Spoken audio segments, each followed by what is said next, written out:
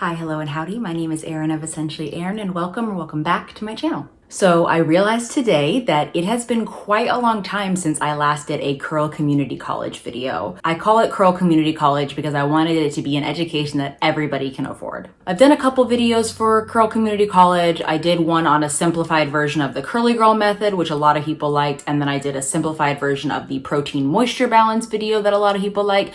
So it seems like you guys want me to simplify a lot of content within the curly world that can be overly complex.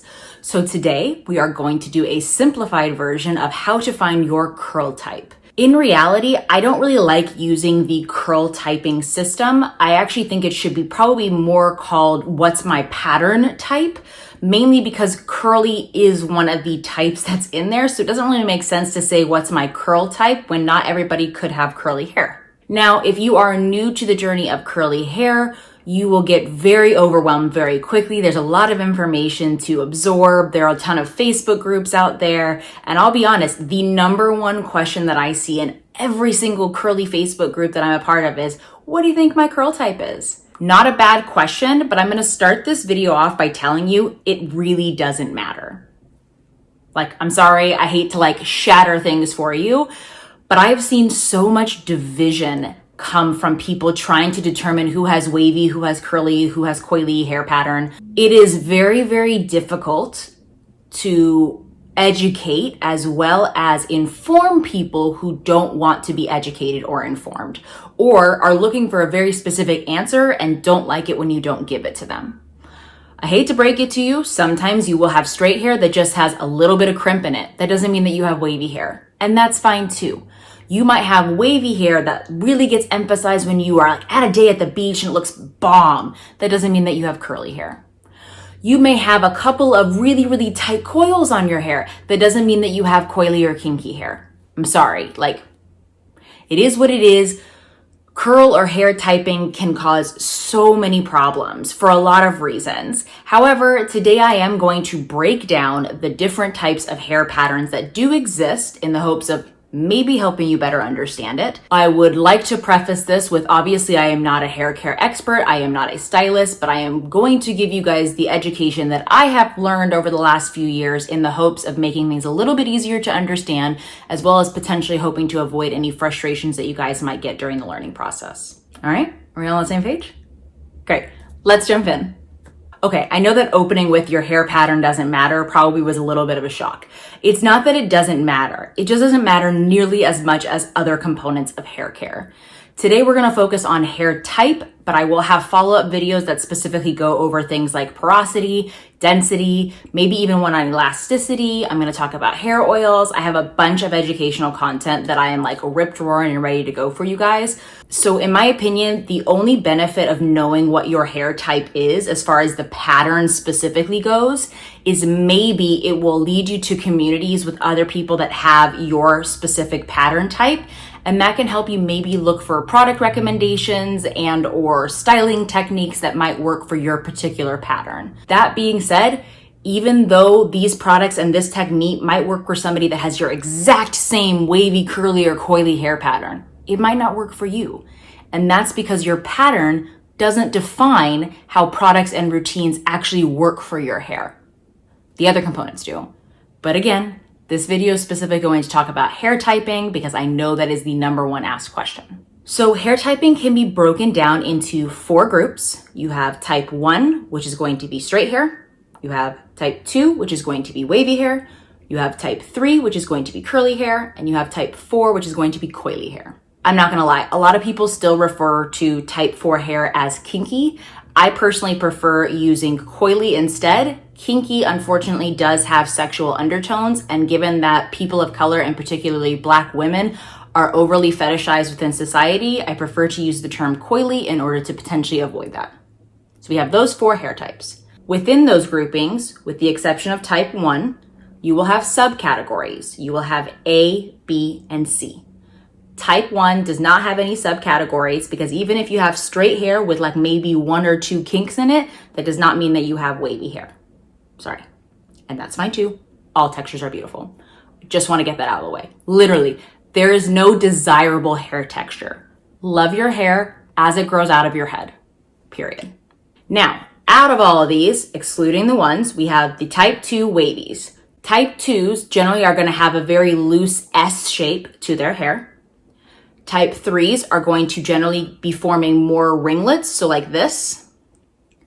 Type 4, they are going to have more of a zigzag or Z-shaped pattern. Now, within each of those hair types, the A, Bs, and Cs are going to be based off of the diameter of the shape of that hair. So A's are going to be on the looser side of things, B's are going to be a little bit tighter, and C's are going to be the tightest. I also want to just add the caveat that it is entirely perfectly normal to have multiple hair types on your head. Literally everyone does. I have 3. I have 2C, 3A, and 3B curls. So this is going to be 3B. You'll also notice that I have looser textures underneath my hair as well. So it is entirely normal to have multiple textures on one head. The way that you would do typing would be on 0 product within your hair, completely air dried. What covers 50 to 75% of your hair, that is what you would choose as your hair type. It wouldn't be like, I have 3A, 3B, 3C, 4A, 4B curls. No. Just go by the top 2 hair types that are on your head at most, and it would be whatever covers 50 to 75% of your hair. Now, starting with type 2s, we're going to have 2 A's, which generally are going to be more tousled. The wave probably isn't going to start until maybe about 2/3 of the way down the hair. It's going to be very light, kind of airy, just a slight wave to the hair. Type 2Bs are going to be a little bit thicker. The diameter is still going to hold that S-shaped pattern, but the pattern is likely going to start maybe about halfway to like 1/3 of the way down the hair. Now, the 2Cs are going to have the most defined S-shaped pattern to the hair, and it's likely going to start very close to the root and work its way down the entire hair. Now, type 3 curls, which is what I have, you have the 3As where it's a looser ringlet. Generally, a lot of people like to say you can compare it to a piece of sidewalk chalk or maybe a cork from a wine bottle. Then you have type 3Bs, which are a little tighter. It's going to be more like this. It's generally the width of like your index finger or a Sharpie. If you ever have just like literally just pop one in there and you're fine.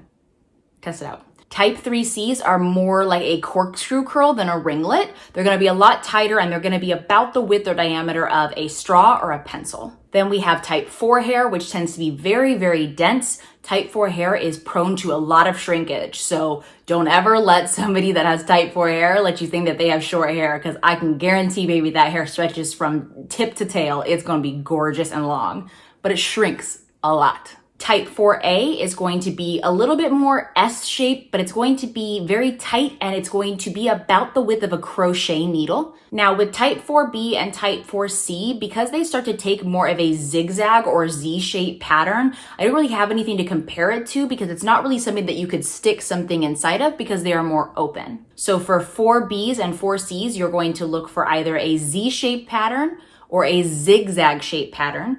Zigzag is going to be more 4C, Z is going to be more 4B, but they are both going to be tense, tightly coiled hair. Now, as far as what products that you should use based off of your hair type, like I said before, this is a little more difficult to do because, again, it is very, very dependent on what your porosity and your density is. I recommend that no matter your hair type, you should always use a leave-in conditioner. Now, the recommendations that I'm about to give are going to be based on what I see a large percentage of people that have this hair type tend to do well with these types of products. This is not a straight endorsement. This is not me saying that like if you have this type of hair type, you can't use X. Like if you want to use whatever you want, experiment, try. Y'all know how much I love doing that on this channel.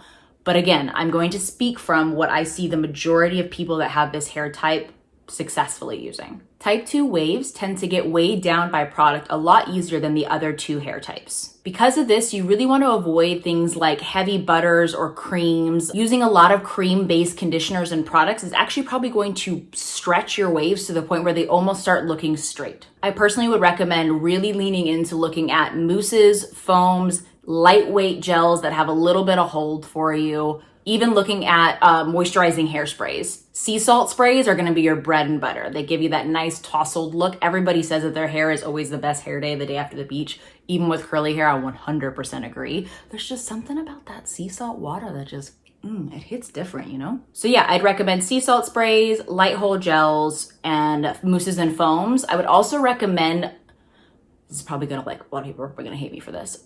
Deep conditioning probably once only every 3 to 4 weeks, again, depending on your porosity and density. However, your hair could also very easily get over moisturized. So before you jump into deep conditioning every week, I would start deep conditioning every 3 to 4 weeks. If you feel like that's going really well, pull it up to every 2 weeks and see how your hair does. And then just experiment with it that way. But you don't need to be deep conditioning every single week when you first start out. You got to learn what your hair responds best to. And that goes for every hair type. Now, type 3s, we're kind of in the middle in a lot of ways. So again, always start with a leave-in conditioner. However, my hair responds best to a leave-in conditioner, a very, very light cream-based product, and a stronger hold gel. After the gel, I really like topping with a mousse or a foam because it helps add volume and lift in case the cream does weigh any of my hair down. I also deep condition every 2 weeks. If I deep condition more than that, my hair does go into high growth fatigue and gets very over moisturized. I do talk about that in my protein moisture balance video. I will link that below and above here in the corner. But again, it's all about finding balance, especially with type 3 curls because we're smack in the middle. So for me, again, I respond really well to always using a leave-in, a light cream-based conditioner, followed by a strong hold gel, and then a mousse or a foam. Type 4 hair tends to be a little bit more sensitive and prone to breakage. So the big thing with a lot of type 4 hair is going to be to throw in moisture. So a lot of times they run into things with, they have very low porosity, so their hair doesn't really have the ability to hold on and lock into moisture.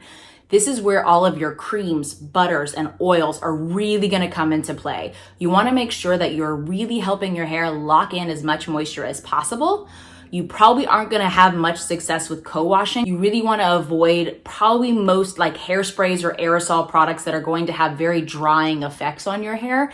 And you definitely need to deep condition every week. Deep condition, curl train. I know a lot of people that do twist outs every week in order to help their hair really just penetrate. But the key to deep conditioning when you have type 4 hair is to use heat. Get yourself a heat cap. I will link my favorite in the description box below. When you use a heat cap, it actually opens up the hair follicle in order for the hair product to actually penetrate into the shaft. When you leave that sitting on there for a certain amount of time, it actually works significantly stronger than deep conditioning without a heat cap. Not every hair type, not every texture or porosity needs a heat cap. However, most of my friends that are type 4 can't even imagine deep conditioning without one. I would also like to just add the caveat is that if you are working with damaged hair, your hair is going to likely change throughout the process of getting it healthier. So whenever I first started, I had I would say type 2 waves because my hair was so damaged and I hadn't really been taking care of it properly the way that I should have been. But look at me now. So it's okay for your hair texture to change. It's okay for your pattern to change. And it's okay for you to treat your hair the way that it is now. Do not start styling your hair for the texture that you want. Style it for what your hair is now. Get it to a healthy place. And then you'll notice as it changes what it responds to and what it doesn't like. Okay, so that is my quick and dirty breakdown of the 3 hair texture types. Again, I'm going to do follow-up videos that talk about hair porosity and hair density. For me personally, I have medium to high porosity hair and medium to low density, meaning that my hair relatively easily absorbs products and moisture, as well as I don't have a ton of it, so you can always pretty much see my scalp.